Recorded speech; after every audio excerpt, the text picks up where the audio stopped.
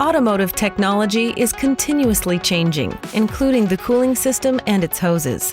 You might view coolant hoses as simple pieces of rubber that are not a common failure point.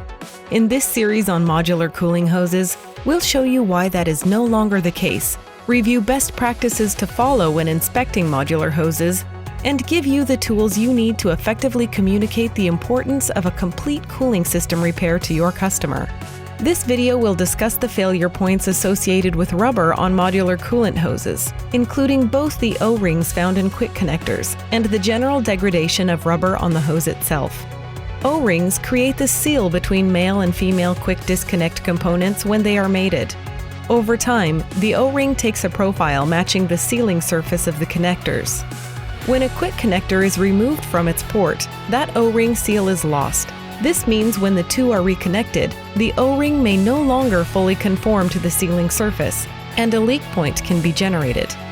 Additionally, as the hoses age, O-rings lose their pliability, becoming brittle and can eventually crack. This creates another potential leak point that should be addressed as a preventative measure. Replacing the O-ring would seem to be the easy fix. However, it's not that simple.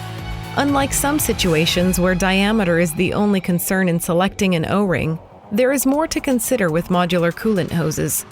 Quick connector O-rings utilize a variety of materials, sizes, and shapes, meaning replacement with a non-OEM equivalent O-ring will likely lead to leaks from the connection point.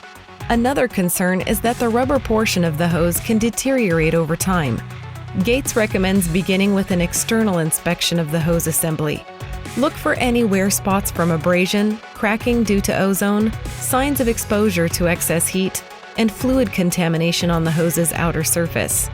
Heat damage is of particular concern on hoses that reside on top of the engine or are routed close to high-temperature areas on the vehicle, such as the exhaust or turbocharger system. It can be identified by a hardened, glossy look and small cracks on the hose's surface. External contaminants can come from leaking or spilled petroleum products such as oil, brake fluid, or power steering fluid. Make all repairs needed to eliminate sources of external abrasion, heat exposure, and fluid contamination. Once you have completed any repairs related to external damage, or if you do not find any concerns externally, inspect for internal wear. Physically squeeze the hose 2 to 4 inches away from both ends with your thumb and 2 fingers. Then squeeze the middle section of the hose, checking for a notable difference between the feel at the ends and in the middle. If the ends feel softer, the hose has fallen victim to electrochemical degradation, or ECD, exposure to extreme internal heat, or other sources of coolant contamination, and should be replaced immediately. Internally worn hoses are susceptible to weeping, as well as hose ply separations and tube failure. All of these issues can lead to other cooling system issues if the worn hose is not addressed. To prevent damaging leaks and vehicle comebacks, Gates recommends that you inspect the modular hose assembly and all associated components inside and out whenever a customer comes in for a cooling system repair.